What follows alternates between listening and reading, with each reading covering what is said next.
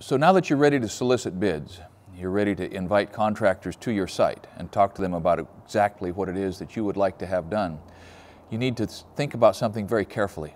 You have distilled the list of potential candidates down to, I don't know, 4, 5, 6, 10, whatever number you're comfortable with, and you have a lot of background on these people. They have zero background on you. And so when you're bringing them out to show them your drawings and your sketches and your samples and your photographs and your place in order for them to be able to wrap their head around what this project consists of, you're interviewing them. And they are interviewing you. They are as concerned, if they're smart, if they're interested in providing satisfaction, they are as interested in what you consist of as you are interested in what they consist of. So never forget, it's a two-way interview.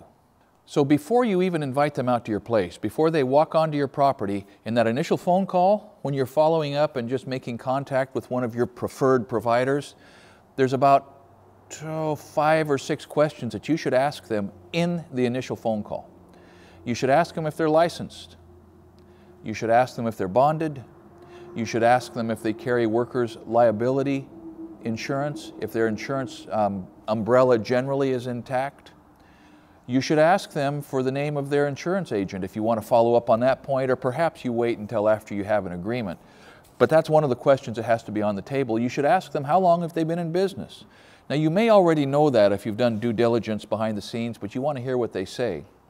And perhaps most importantly, you want to ask them, if you were awarded this job, when could you start? Because if this guy is booked a year out, that may just obviate the whole conversation for you and save both of you from investing an hour of time that you just don't have to spare. So when you schedule the initial visit, there's some things that you need to do and some things that you need to know before this person gets on site. The first thing is, don't be in a hurry. Don't force this. I know that the inclination after researching all these names is to, man, let's get this going, and so maybe you will schedule the first moment that this fellow can get to your place. But don't do that unless all of your concerned family members can get there. What a mistake if the person who's primarily responsible for what goes on in the kitchen is not there when the guy shows up to talk about the kitchen remodel. What a mistake if the person that's primarily responsible for the maintenance of the grounds is not there when the guy shows up to talk about putting the addition on. So everyone who has a stake in this outcome needs to be there. There's another reason that everyone who's a stakeholder in this, that's part of your family, needs to be there, and that is you're going to have a lot of conversation after these guys are done visiting your place about who it is that we are going to engage with. And everyone's perspective counts. There are social cues and compatibility issues that need to be comfortable for everybody. You can't just hire someone because you get along with them and your spouse is profoundly uncomfortable with some part of that person's character or communication skill. Everyone needs to be able to accept this person as part of the family, really, for the period of time that this remodel is happening. So don't rush this and don't compromise this concept of everyone needs to be on site. Now the second thing is, if you can get this done in 1 or 2 days, you're going to be scheduling different contractors there for initial visits back to back to back. Leave yourself plenty of time. It's pretty uncomfortable to have somebody right in the middle of being sort of vetted and analyzed, can I say analyzed, as to whether or not it's a good fit, and then have the next truck drive in. And now that guy's standing around and he's standing on the edge listening to your No, you don't want to do that. You want to put plenty of time between the visits in order to be able to get the information that you need and for that person to be able to get the information that they need. Here's something to keep in mind. It takes a contractor a long time to put together a real bid for any sort of a serious project. So if the time comes that you know that you have met the guy or the woman or the group of people, the 2 or 3 or 4 contractors among whom is the person that you really want to do this work, shut off the initial visits. Call the rest of the guys back and say, hey, thank you for coming for the conversation, but we've made our selection. We may call you another time. Don't waste their time. Don't bust their chops just so you can have the security of having 10 bids instead of 3 or 4. But you do have to have at least 3 or 4. 3 is a minimum number. 4 is a better number. But you don't need a dozen. That is wasting man hours for your security And if you've already done the homework ahead of time, your security is largely assured by the fact that you're only talking to the best of the best. A contractor's appearance says a lot. His truck says a lot, but it doesn't say everything. OCD is neither a plus nor a minus unless you are OCD. So one of the things you're determining is who has an approach to life and to appearance and to cleanliness that is compatible with my own, or is compatible enough that I can work with it. Some of the very best craftsmen I know have cluttered, dirty rigs, and some drive trucks and wear clothes that are in like-new condition.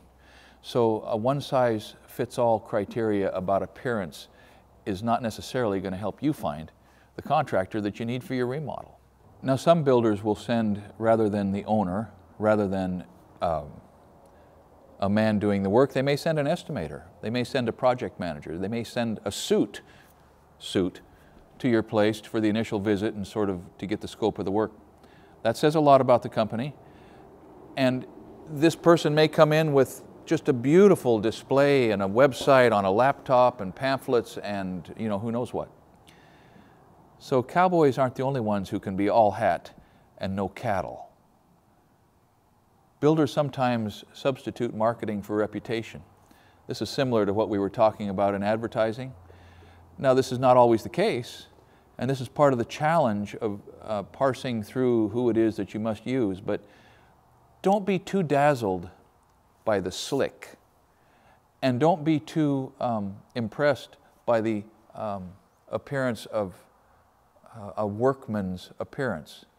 What you have to be impressed by is someone who has the knowledge and has the character and ability to communicate well enough to make your project successful, not just to get you to sign a contract. This initial visit gives the contractor the chance to say a lot about himself that he may not be aware that he's saying. If he brings a dog with him to his initial visit, he's not serious about your job. If he lets the dog out of the truck without your permission, he's not serious about your satisfaction or happiness.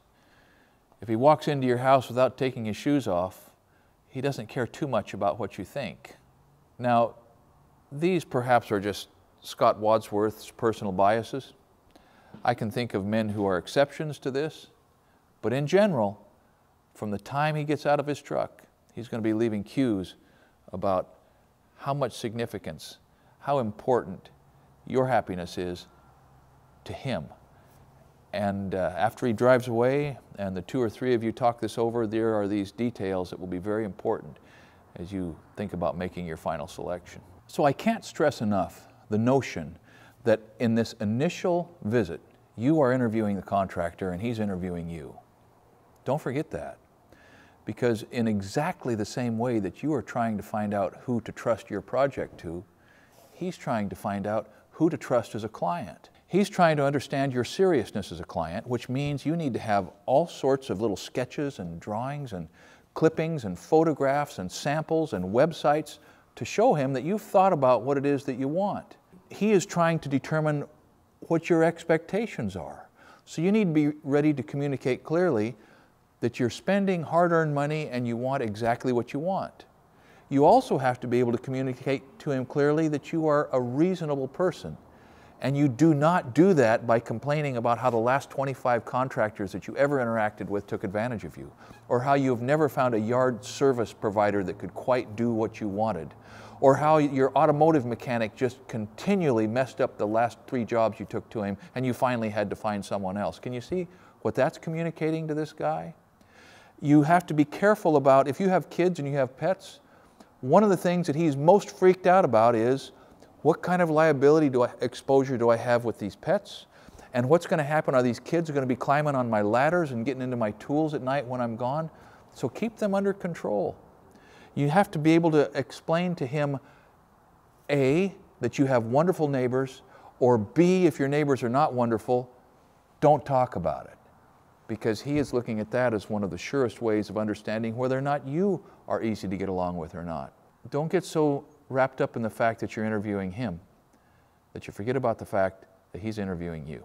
So this initial interview is a time for you to ask him questions, and all those questions can be downloaded with the PDF that comes with this course, but I just want to brush on some of them because there is a world of information that can be pulled out of the questions that you ask him at this moment.